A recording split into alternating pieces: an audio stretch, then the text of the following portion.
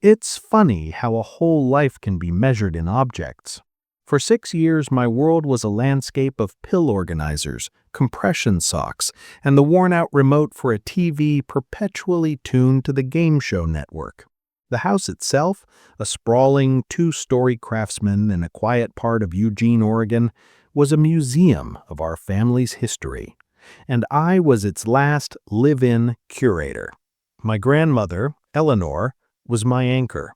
After my parents died in a car crash when I was 19, she pulled me from the wreckage of my grief. "There's always a room for you here, Leon," she'd said, and for a decade, it was the truest thing in the world. I was the one there for the slow fade, when her mind, once sharp as a tack, began to fray at the edges. I'd find her standing in the hallway, looking for a room that wasn't there. Once she called me by my father's name, her eyes looking right through me to a time 40 years prior. These were the moments of quiet heartbreak that no one else saw. My cousin, Jessica, saw things differently. Jessica is my Aunt Carol's daughter, a successful real estate agent from Portland, whose life was a meticulously curated Instagram feed. To her, Grandma Eleanor's house wasn't a home, it was a future asset. Her visits were rare, until that last year. Then suddenly she was a constant presence. She'd sweep in smelling of expensive perfume, kiss the air near Grandma's cheek, and talk loudly about her latest closing.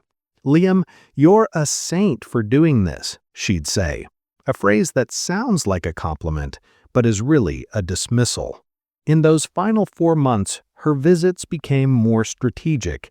I was too exhausted to be properly suspicious. When she announced one Saturday that she was bringing over a friend, an excellent lawyer, just to help Nana get her affairs in order, a small, tired alarm bell rang in my head. I mentioned that Grandma already had a lawyer, a man she'd used for 30 years. "Oh, Liam, don't be silly. Mr. Henderson is ancient. This is what friends do. We help each other." I later found out she had timed the visit for an afternoon when Grandma was heavily medicated after a particularly painful procedure. I was sent out on a long, pointless errand to a specialty pharmacy across town. When I returned, Jessica was beaming. "We had such a productive chat," she'd chirped. Grandma Eleanor passed away on a Tuesday in April. I was holding her hand. It was quiet, peaceful, and my world fell apart. The will reading was the following week. The lawyer wasn't Mr. Henderson. He was a sleek, silver-haired man named Abernathy, Jessica's friend.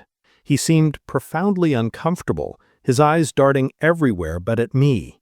He cleared his throat and rushed through the preamble. "We are here to read the last will and testament of Eleanor Vance, executed on March 2nd of this year." My blood went cold. March 2nd. That was the day of the productive chat.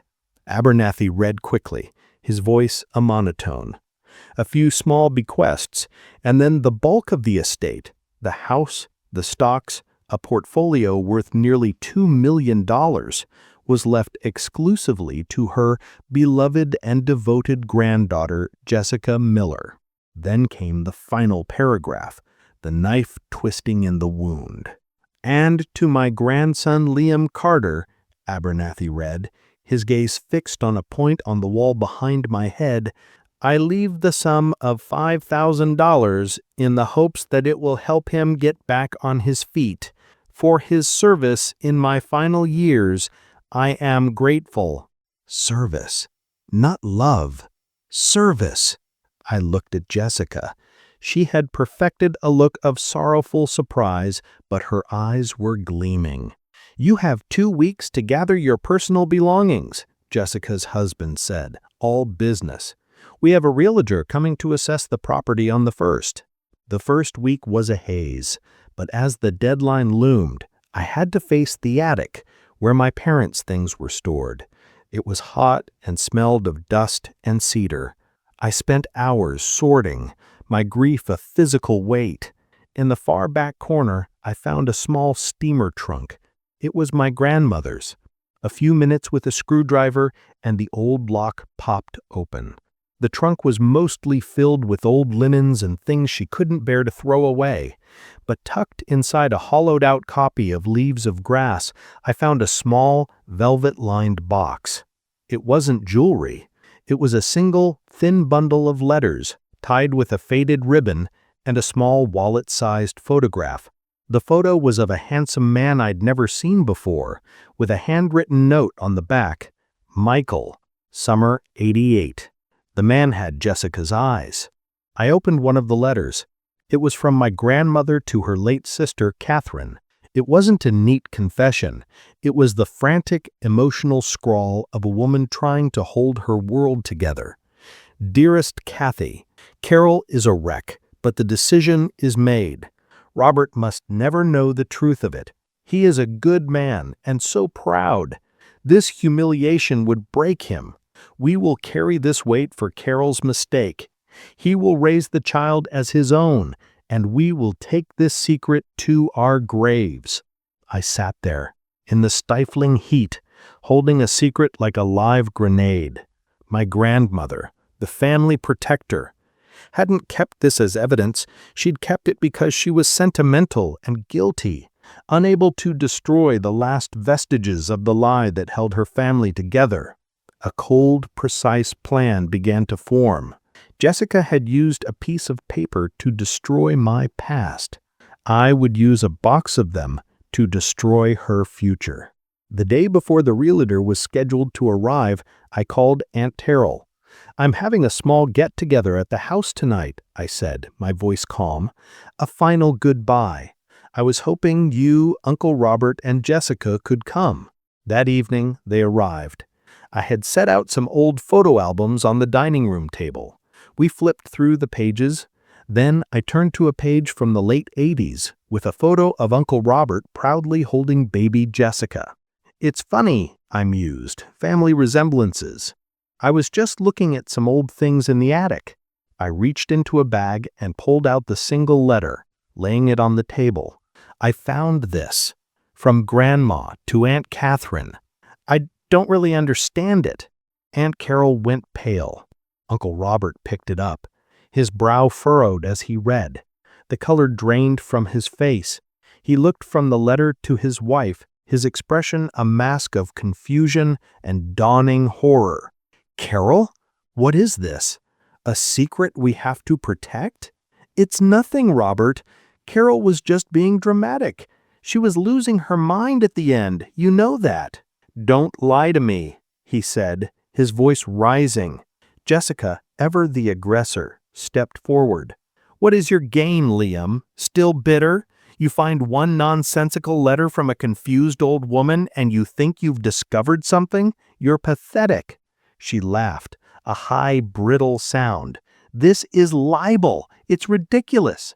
She turned to her father. "Dad, tell him how insane this is." But Uncle Robert wasn't looking at her.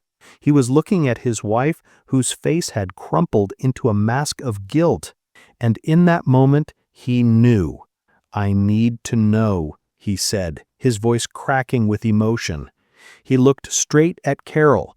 "Look me in the eye and tell me this is nonsense." She couldn't.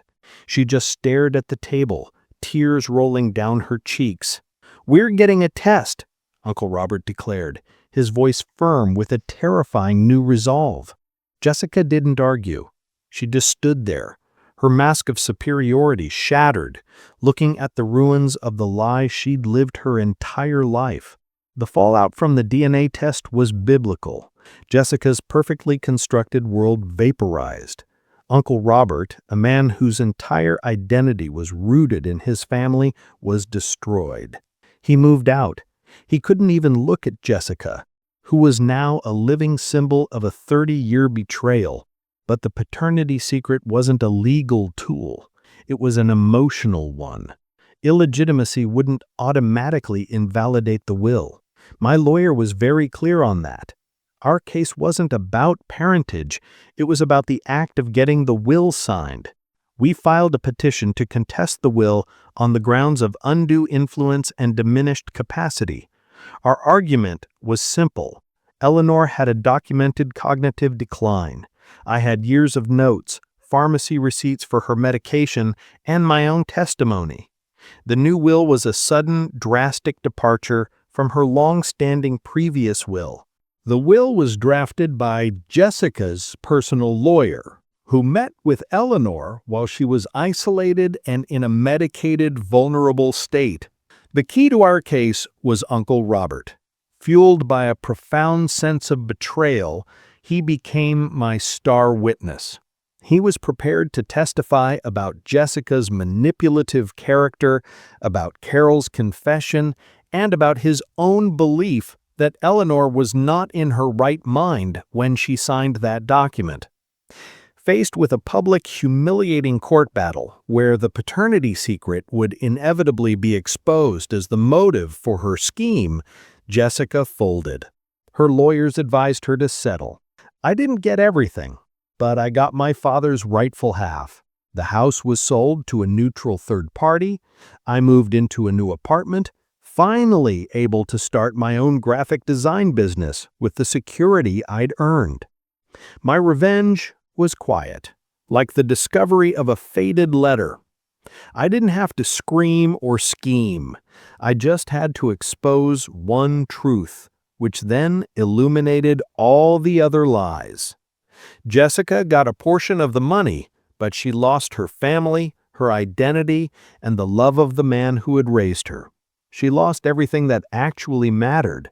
Sometimes the most devastating justice doesn't come from a judge's ruling, but from a truth that can no longer be hidden.